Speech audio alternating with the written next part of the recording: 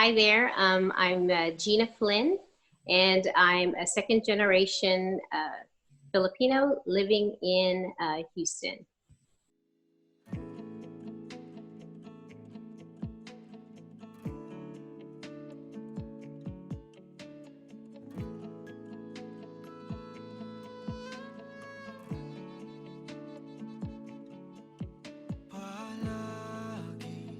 Lagi na lang kita hinahanap paghapon at magdamag. So my parents are Greg or Gregorio Pereñas Pendon, and my mom is Luz Faminda Mercado Nugget. As far as my dad, he's a chemical engineer. He has a PhD in chemical engineering, actually from Texas A&M, which is what brought him to the U.S. to College Station. And then my mom is a nurse. She was in hospital administration, and she has a bachelor's degree in nursing that she got in the Philippines. And she also immigrated here to Houston, but to work in the medical center. So that's their background in education. So they both came from different parts of the Philippines. They actually didn't know each other and didn't come here together. They are from different parts of the Philippines. My dad was born and raised for the most part in Patotan, Iloilo, in the Philippines. And then my mom came from Orani, Bataan, in the Philippines. And that is kind of close to Manila. So my parents, my dad was the oldest of 6 kids, and he basically came to the U.S., as I mentioned, to study at Texas A&M to get his originally his master's degree in chemical engineering. While he was a graduate student, he went to visit his sister who was a nurse in Houston, and then where he met my mom. So my mom, he was living with a bunch of roommates, a lot of other Filipino nurses who would come over at the time. So my mom was part of that initial wave of when they were recruiting for nurses from the Philippines. And she came over and was sharing an apartment, came over with one of her best friends. And they basically were in Manila at nursing school, and they passed by a shop window, and they saw a window that said that they were recruiting for nurses to go and work in the U.S. The U.S. really liked to recruit nurses from the Philippines because for a while, when the U.S. was a territory when the Philippines was a territory of the U.S., they came in, and all of the education system that that was in the Philippines, pretty much from kindergarten all the way up into college, was based on the American system. It was also all in English. So children learned at a very early age. That's why you have a lot of centers and things like that, call centers in Manila, for example, because a lot of the people speak English very well, and because they're taught from a young age, and their whole education system is in English. And I'm the oldest. So in the Filipino culture, you call that the ate, is the oldest sister. So I'm the ate, and I have a brother, Joe, who is 2 years younger than I am, and then a sister, Tina, and then my youngest brother is Greg Michael, but we call him Mikey. So those are my siblings. Dalangin ko sana'y iyong dinggin. So I was born in actually in Galveston, Texas. So my childhood, as I said, I was the oldest. So we lived in Bryan, College Station, and my dad was a graduate student. My mom was a nurse. So we lived in a little apartment, and then we moved to Houston, because my mom was working in the medical center. And so then my brother Joe came along, and then my sister Tina came along. And so for a period of time, my mom was like a single mom. She would actually work her shift from during the day, but she would take us, and my dad was in College Station, so he would come on Wednesdays and on the weekends. So a lot of my memories are of going to a little Montessori school with my brother and sister. And the people who were running the little school were really kind. They would look after Tina in the house, and then I would get educated in the school. So a lot of my time that I when I think about growing up, my childhood overall was really around being with my brothers and sisters. Because I'm the ate, I was more of the babysitter.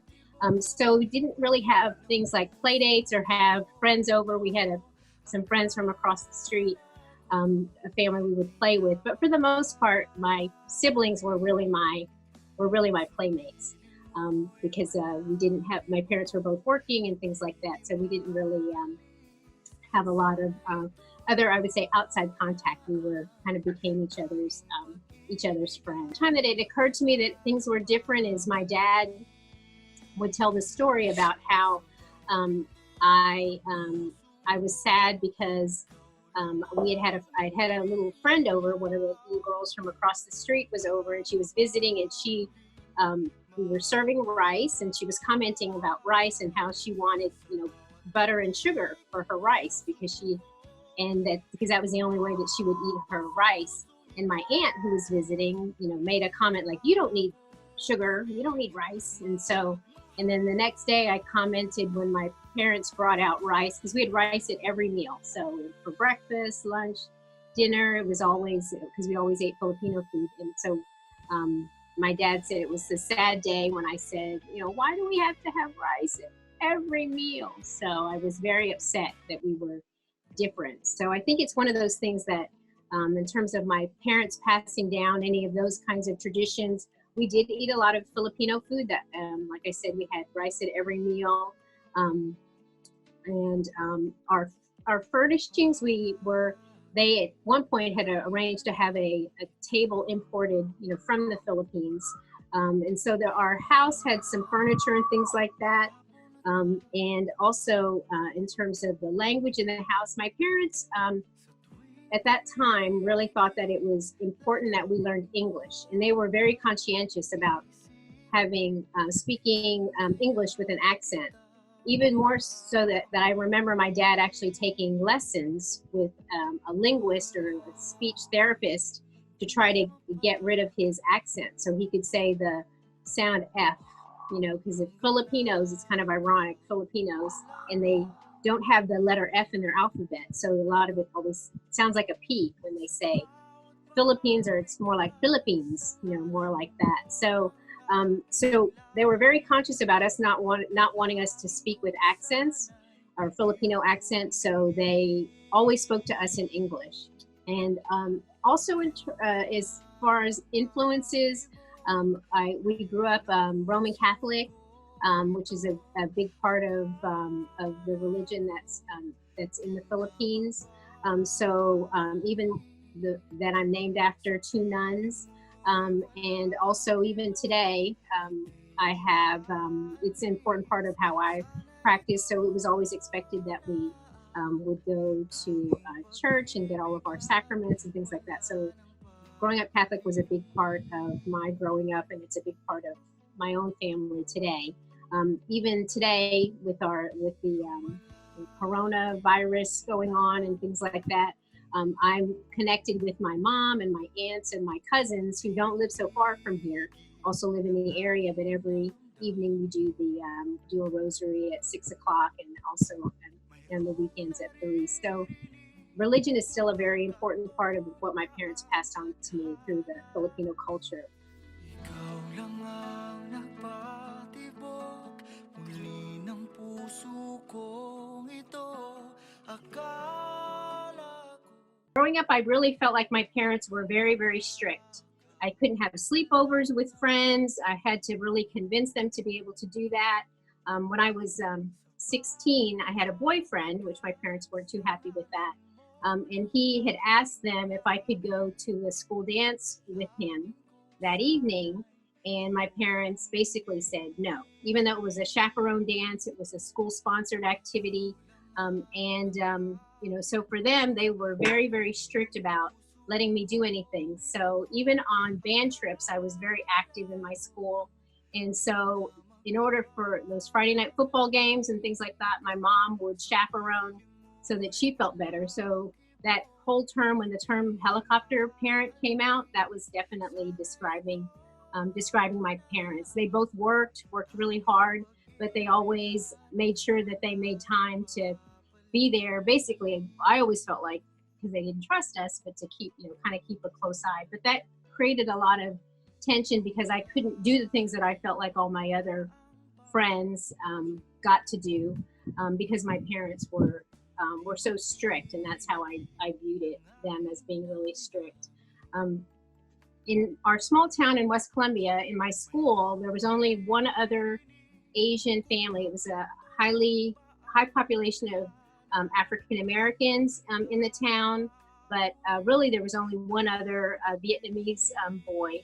And so when I was growing up, I really felt like people would either perceive us as Chinese or just not even sure. I mean, we'd hear kids say, behind your backs. It didn't happen to me as much, but mostly, I think, to my brothers, they would say chink, and things like that, make comments as they were going by. Or my brother, Mikey, felt like that there were kids in the school whose parents were either Vietnam War veterans or in their family and things like that, and had a bias against us against him because he was Asian. But as far as how we interacted with other groups and things like that, I think because the Filipino culture was very friendly and collegial and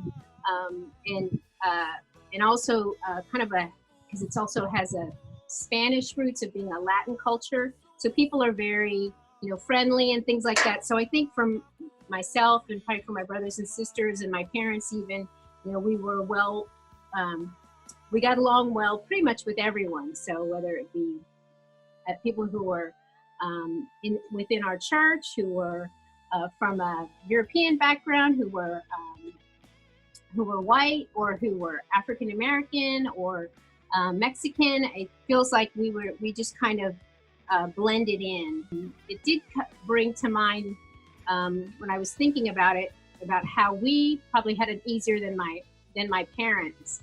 My dad told me a story probably when I was probably around college. I came home and he was telling a story about how in the 60s, he would have to travel by bus from College Station over to somewhere, I think it was probably Houston or somewhere, and they would have a rest stop in between where they would stop for bathroom breaks and things like that on the bus. And he said at that time in Texas, in the 60s, they still had segregated bathrooms. So the one bathroom would say coloreds only, and the other one said whites only. So my dad said he didn't know which bathroom, to use. So he said he just learned not to drink anything before he got on the bus. But it was just really, for him, the situation that was just part of his life growing up, because they were such a small group of Asians that were here during that time. But for us, I would say it was actually, I didn't feel, other than feeling my parents were strict and not getting to do the things that I wanted to do, I didn't necessarily think that it was something that was negative. But it probably wasn't until I got to college that I really felt, would say that it went from being something that I just kind of put up with to where I felt actually proud to be Filipino. But I was, did all these things. I was the yearbook editor. I was the band sweetheart. And then homecoming queen nominee.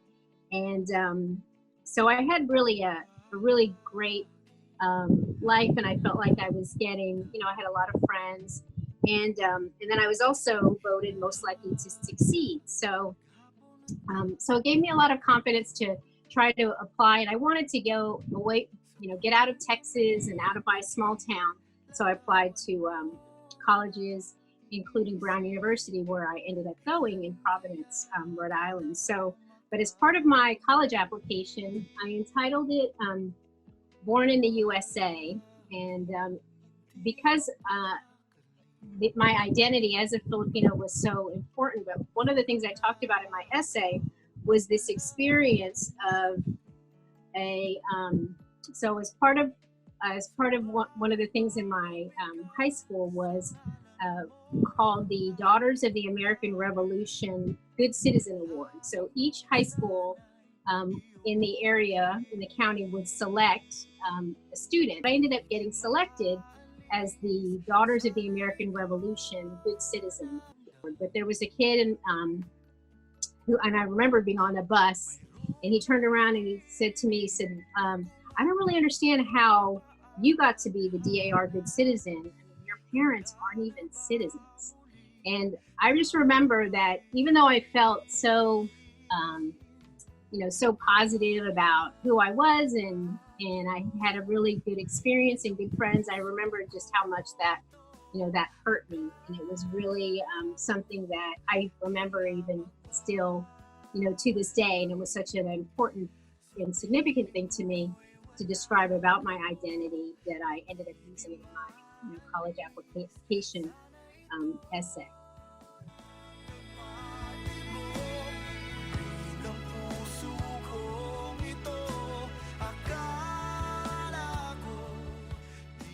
I actually see it more as, I would say, multicultural.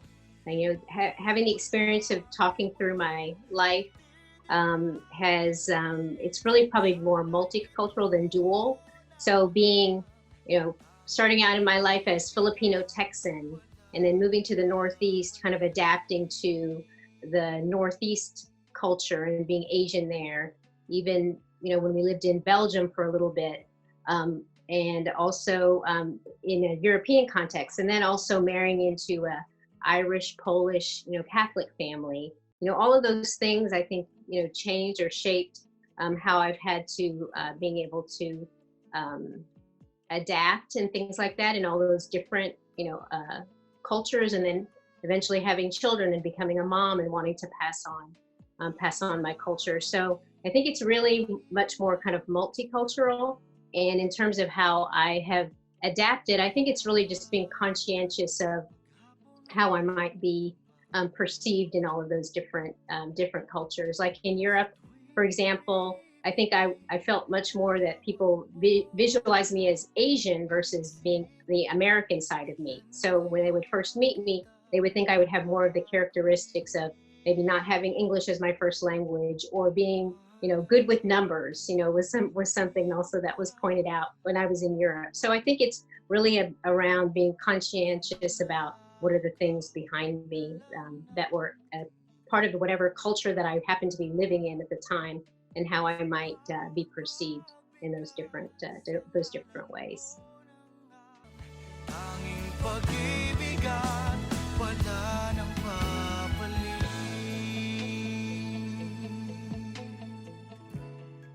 So I did start out as pre-med when I went to Brown. And a lot of that was because in a Filipino family, if you have a priest, and I'm a girl, so I couldn't be a priest, or a medical doctor, that is really, you have arrived as a Filipino family. So, so I was the oldest, so, I did pretty well in science until I got to Brown. Then I didn't do so great in science, but I started out as pre-med, and I struggled through, though, for 3 years. It was not until my third year that I finally said, I can't do this. And what helped make my decision about changing was that my brother, who was 1 year behind me in school, he went to the Air Force Academy. And so he decided that he was going to be a medical doctor. So like the minute he decided he was going to be a medical doctor. And you couldn't become a priest. And I couldn't become a priest. I decided that we were going to be good, so that Joe could become the medical doctor, and I would not have to do that. So, so I quickly changed my major, which I had taken a lot of biology classes. So I was human biology was my major, but you could choose different tracks within human biology, and I ended up choosing. So I have my Bachelor's of Arts degree from Brown is in human biology, race and gender. And that was because I had become exposed and fascinated by this whole this whole concept of race and also gender, and got to take classes like African American playwrights, and studied plays, and women in healthcare. I got to study different things about that, and then also a class on Asian poets. So it was one of those things where it really, my identity, and it came at a time where I could really identify and wanted to learn more, as much as I could, about the concept of race and gender. And then, so kind of fast forward, I ended up, because I wasn't going to be a medical doctor, my parents said, well, you better figure out what you're going to do.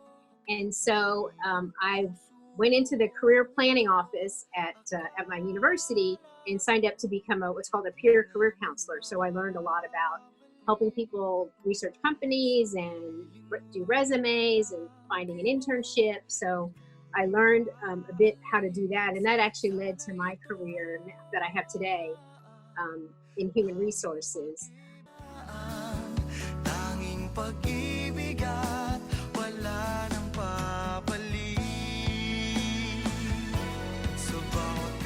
I do. I think it's one of those things that is just an integral part of me. I think in the workplace, one of the things that I sought out early in my career was any kind of advice or things like that about how to be, how to do well either as a female or as an Asian in the workplace. So there was a book that I picked up, and I actually got to see the author, Breaking the Bamboo Ceiling, that a woman wrote. And some of the things in there I think really resonated with me, that there were things about my culture such as, respect for authority could be positive. You could be perceived as being very loyal, but the downside of that is that you get perceived as being a yes person, that you're just kind of agreeable. Being someone who avoids conflict, or being a consensus builder. So, being the positive of that is that you're perceived as someone who's collaborative, but on the other side, you're someone who may not make decisions quickly, or even point out, even in my personal life, being able to point out when there's a conflict, I kind of let it go, so then it comes out as being passive aggressive. On the, in terms of being part of my culture, being modest or humble, I could be perceived as being on a positive side, a team player, but at the same time, on the negative side is a lot of times my own work efforts and things like that, and the amount of work I put into things may not get recognized. So I think that's something that Asians in general have struggled with, is that you do see them as being the model minority of being, achieving and getting educated and things like that, but at the same time, also you don't see them as much in the American managerial ranks. And there is this bamboo ceiling. So I think that is something that has been an impact for me in my life.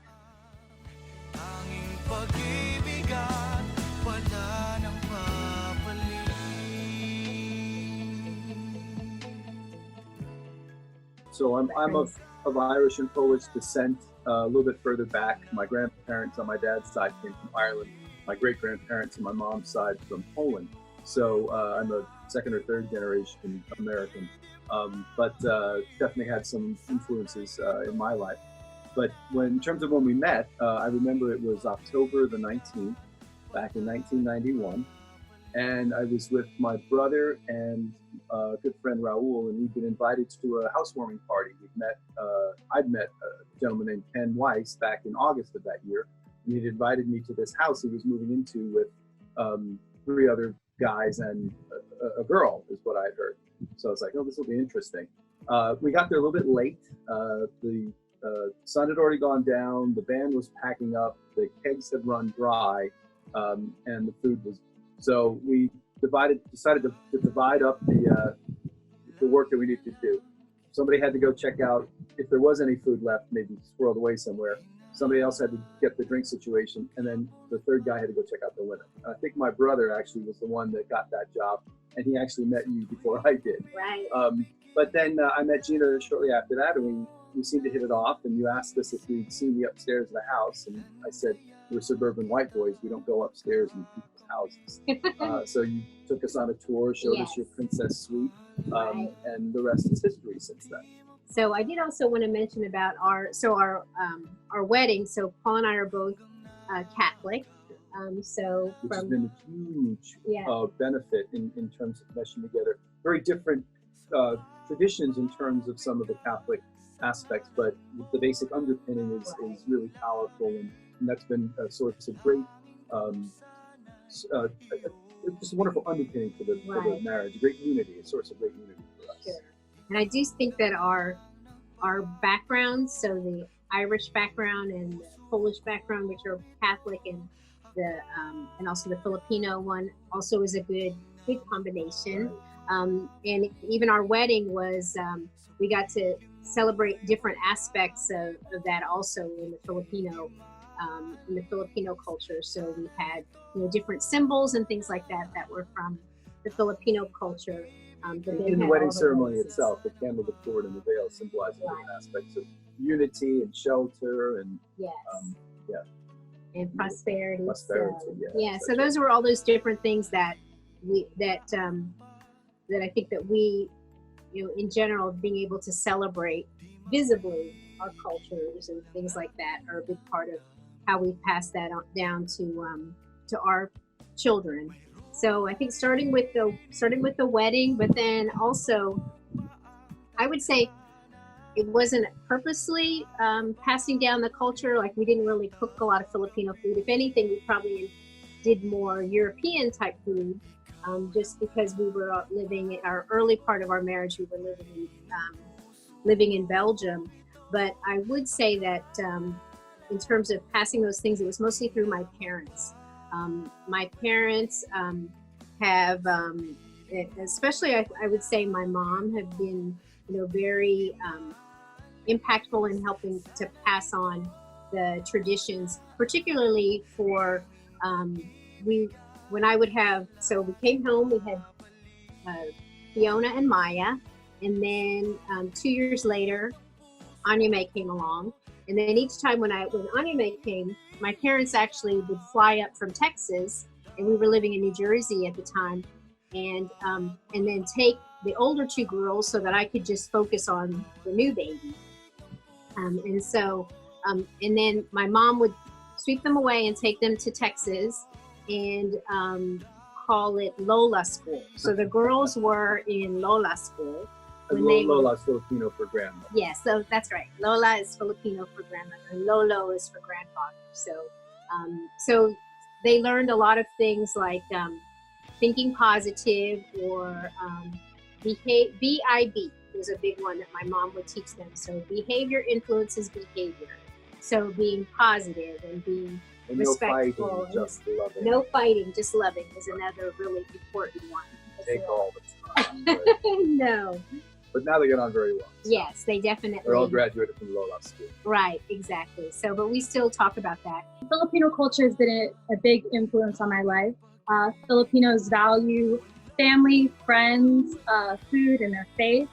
And so the way I've been raised is always valuing my family and being very religious. And then also as a mixed girl, like, I don't look very Filipino, so I think I've tried to really feel like that part of my identity is kind of erased sometimes. Like, I get a lot of the times, like, oh, you don't look Asian, you don't look Asian enough, and people don't believe me when I tell them that I am half Asian.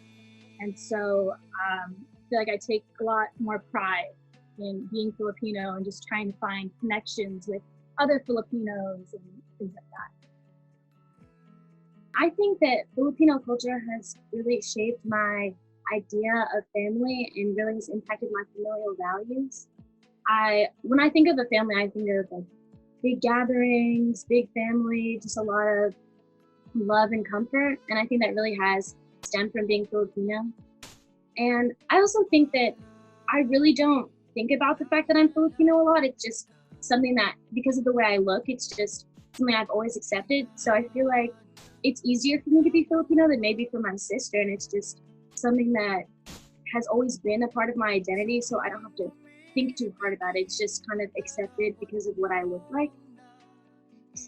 I think that maybe has made it a little bit easier for me to claim my Asian identity than maybe for my sister. Handa na ba muling tanggapin? Ikaw lang ang So I love Houston. I mean, I think,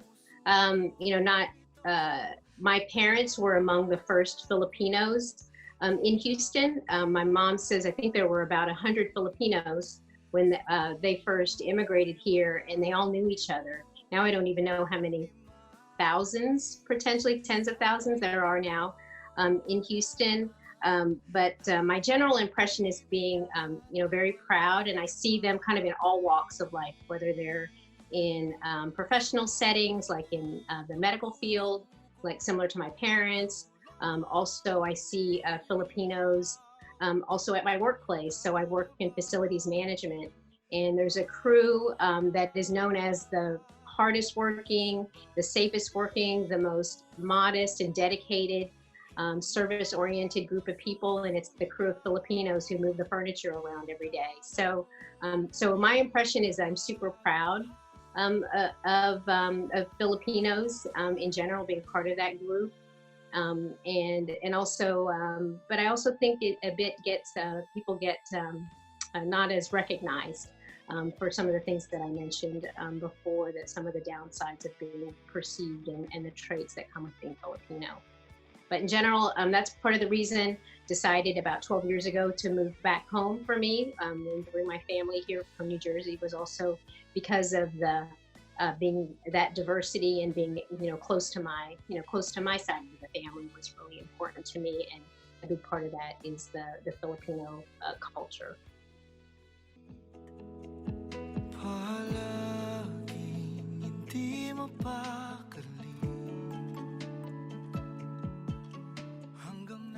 I would say, and this is something that I also say to my daughters if they're ever, and it's probably maybe not even just specific to Filipinos, but I would say is that if you're struggling with things that are your identity, particularly if you're Filipino, is to seek out someone that you do look up to who may look like you. So I think along the times when I think that it helped change me or help me transition to being proud of my ethnicity or proud of who I am and what's part of me, is when I was able to seek out other people that I could confide in. And I think also part of the Filipino culture, or even Asian culture in general, is not to look like you need help, or that you don't have it all together, that you don't know everything. So I would really encourage, if someone was struggling with their Filipino identity, is to seek out someone who looks like you, and that you admire, and maybe is in your similar situation. So if it were someone who was second generation, is to seek out someone who is second generation, because there are a lot of things that they could identify by reaching out to someone and just having that conversation. I know that my daughter Fiona, for example, she joined the Filipino American League when she went to her college, and that was a great source of family and things like that, because she was so far away from us. But I think it also helped her as well, just in terms of her identity. And my daughter Maya, her best friend is one of her best friends in college is someone who is half Filipino also. So that's what I would encourage, is that if you're struggling with those kinds of things, is to find somebody who has some of those similar traits, and can help you to talk through it. But seek help is what I would say, and don't be afraid. Di mo'y wala